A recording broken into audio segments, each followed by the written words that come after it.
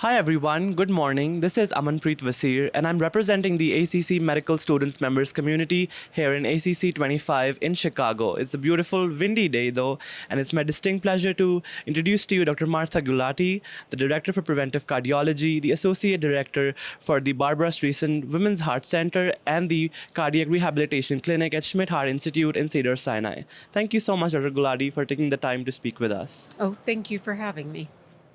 I think I'll straight away jump on to the question. And I think you've been one of the strongest voices in empowering and advocating for women in cardiology. How did you start your journey and what inspired you to champion this initiative? Well, my journey to cardiology, to be honest, most of my mentors were men because there wasn't any women there.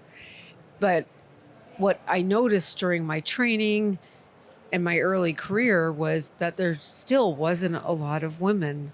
So we needed to change the dynamic. We needed to change the numbers. And I started thinking like it's all of our jobs to show how much we love cardiology, but also show women that they're welcome to the community. Because I think sometimes the reason people don't choose things is because there isn't anyone that looks like them or that somebody that they can identify somehow with. And I think because we were a very small number of women in cardiology back when I started, I love seeing like the meeting here in Chicago, just seeing the overwhelming numbers of women participating in these sessions. No, I totally get that, and I understand the importance and the challenges that might come in the way. And I'm happy that now ACC and other organizations do have a separate section representing the women in cardiology. But do you still think, with the trajectory that this path is taking, are there still some challenges which are unmet, and how do you propose to overcome those? Yeah, I still think it isn't perfect, right? Like we know about 14% of practicing cardiologists in the United States are women. And I believe some number, approximately 20% of fellows in training are now women. So that's, yes, that will mean hopefully our numbers will improve, but it's going to take a long time before there's kind of an equal number of men and women in our field. So those are big challenges, actually. We know that there are reasons that women aren't choosing cardiology. And some of those reasons, honestly, are that they don't feel welcome into our community. It's not that women don't want to work hard. It's not that women are even scared of doing call and doing, the hard work that it takes for training in cardiology fellowships. But if they're not invited, they will not feel welcome. They won't feel that this is a community that wants them.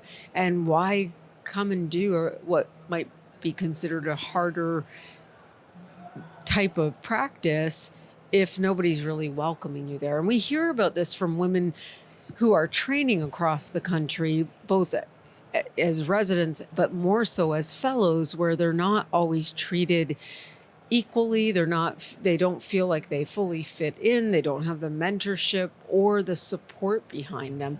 I think it's getting better, but we really need to take these strategic efforts to make sure women know that they are welcome. And the American College of Cardiology has, of course, done this by the targeting internal medicine trainees, and particularly women, trying to get them more into the cardiology field to understand what it will be like, but also to meet the community and feel welcome here. And I think those are important initiatives.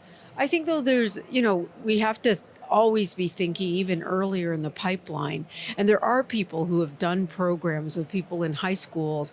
I remember when I lived here in Chicago and when I was at Northwestern, we did one of the first high school programs where we targeted some inner city Chicago girls and showed them for a week. They came to cardiology camp and they learned what it was that we do in cardiology. They learned a lot about the heart, and it actually resulted in many of them deciding that they wanted to take a career path in healthcare. Some of them wanted to do cardiology. Who knows exactly where they end up, but I think introducing them to the opportunities. They may not even know what jobs exist within our cardiology world or within medicine if they don't have role models.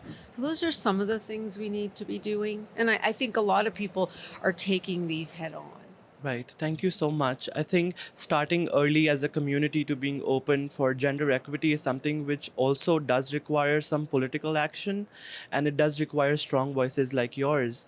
But then, do you suggest some specific political or any policy level changes at different institutions to help support this initiative?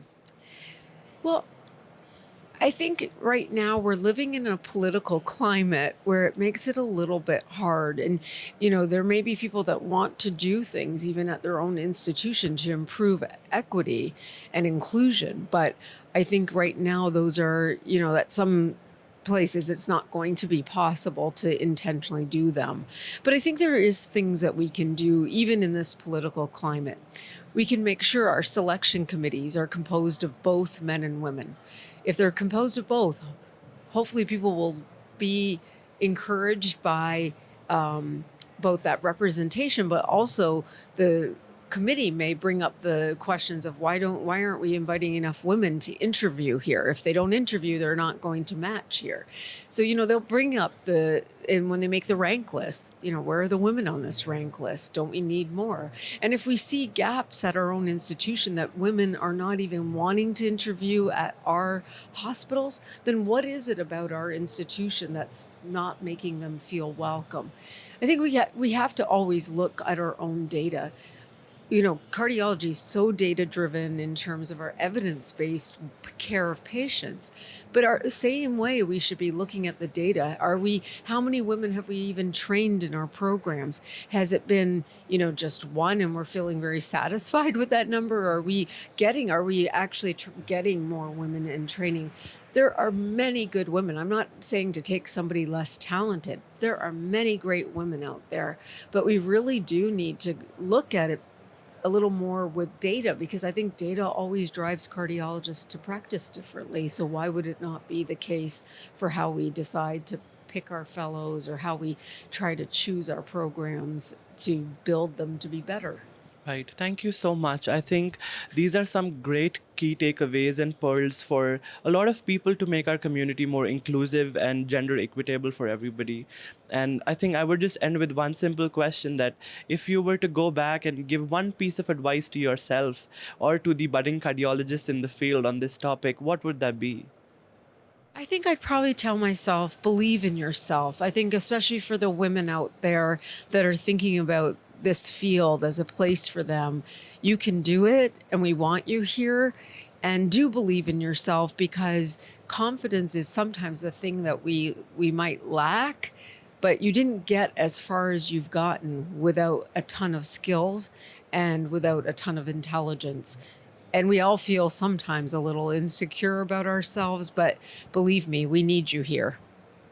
Thank you so much. And it's been a pleasure interviewing you. And I hope all the viewers do understand the importance of what we've discussed and hopefully impact and inculcate that in their practice. Thank you so much. Thanks for having me. Thank you. Thank you, everyone. For more videos like this, check out our YouTube channel at youtube.com/FITsOnTheGo. Thank you.